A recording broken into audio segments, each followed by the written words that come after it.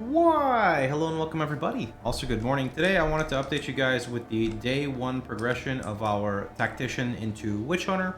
For those of you guys who are unaware, the Mobalytics guide goes into great detail about this. I personally like to level as Tactician till 2nd or 3rd lab, and then I transition into Witch Hunter later, as I feel Witch Hunter is really good defensively, but you need gear for that. Tactician is really good offensively and doesn't require any gear. So, prime example of some benefits of Tactician before we start is, in the beginning, you can take the supporting fire, which covers the whole screen and arrows. It carries you in the campaign for quite a while.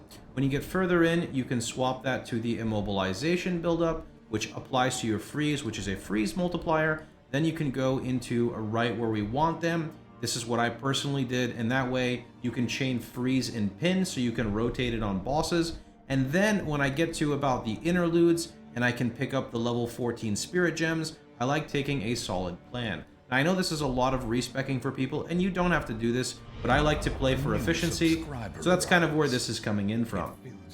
So with that being said, the purpose of taking this node right here is it allows you to run Eternal Rage early without any investment. We're not going to be able to run Rage normally until a little bit later, so this allows us to brute force it right away.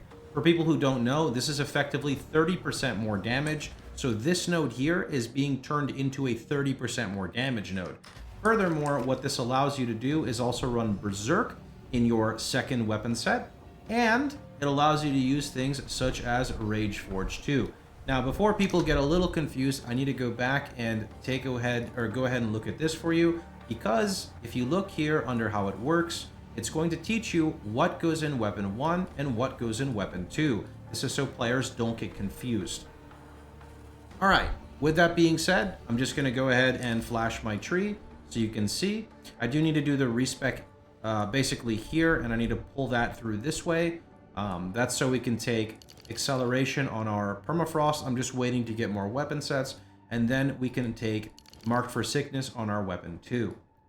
So this is currently what we have, and I'm just going to flash the links really fast. So Frag Grounds is currently Conk Effect, Elemental Armament, Cold Attunement, and Rage Forge. This could be replaced with, I guess, Elemental Focus. Actually, I have Elemental Focus. Wait, Cold Attunement. Oh, whoops. I'm supposed to have Elemental Focus here instead of Cold Attunement because my weapon has some lightning, but that's okay.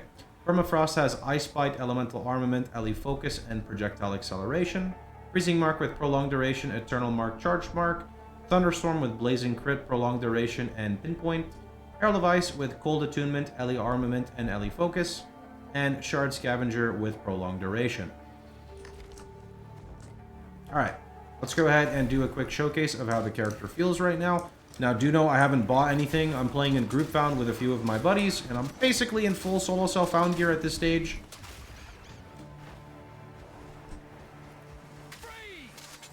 Wait, did I screw up and put the wrong... Oh my goodness, I did. Whoops-a-daisy. No wonder. Okay, that is not correct. We're supposed to have LE Focus on the fragmentation rounds. Yeah. I was like, why is nothing freezing all of a sudden? Something is horribly wrong.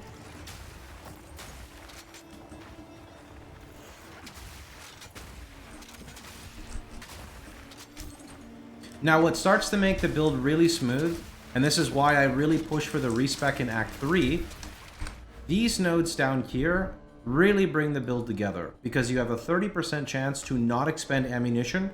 If you've reloaded recently, we reload all the time, and then you have a 30% chance to make the reload instant.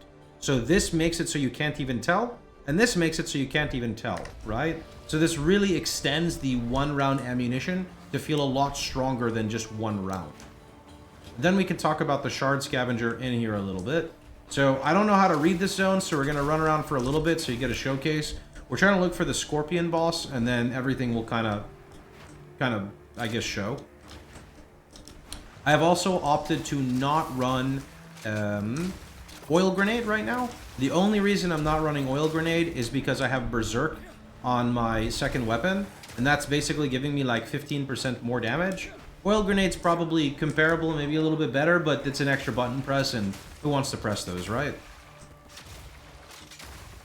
It's going to be very difficult for me to show this exact snapshot into the mobalytics as well, because people are really bad with spirit management. So, you know, you got to take it a little bit slow. There's a lot of moving pieces with the character.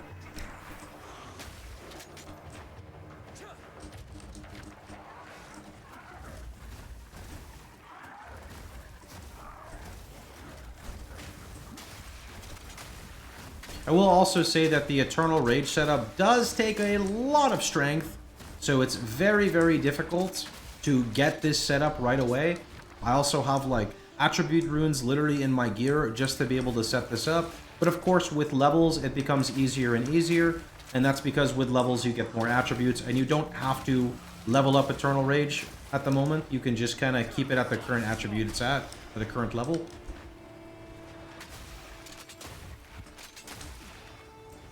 Where is the Scorpion?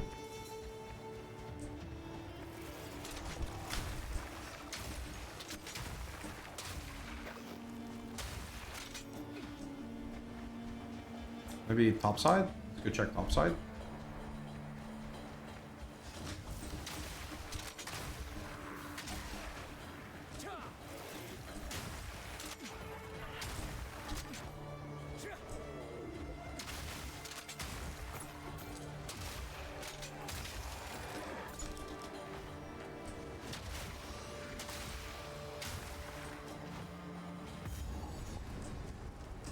I don't think it's in there. It's over here for sure.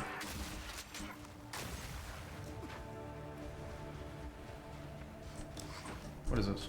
Nothing?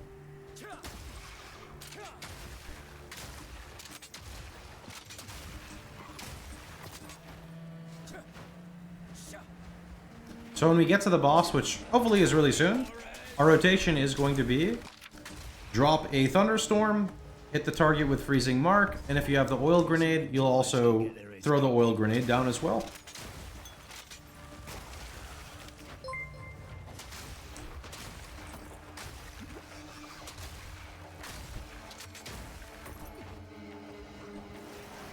Okay, I think it's right over here, yeah?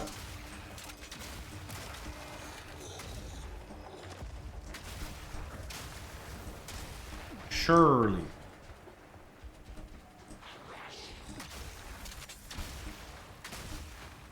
Right here.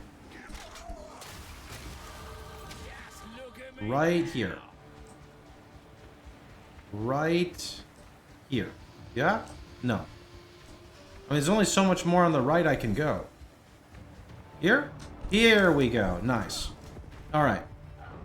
So, thunderstorm, mark, hit. I'm actually going to wait here to try to group them up together, like this. Now, we're just going to right-click, and they're dead. Now, remember that our burst window actually extends to the second freeze, because when we do that first freeze, we actually proc Shard Scavenger, and then we can continuously shoot, but nothing is really tanky enough to kind of go through that, right? So, just to explain what I'm talking about, when the target is frozen, and you freeze them, right, you are proccing two big multipliers, right?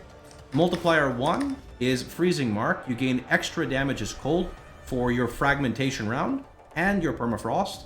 And then you proc Ice Bite, which gives you additional cold again, right? That's 2 extra multipliers.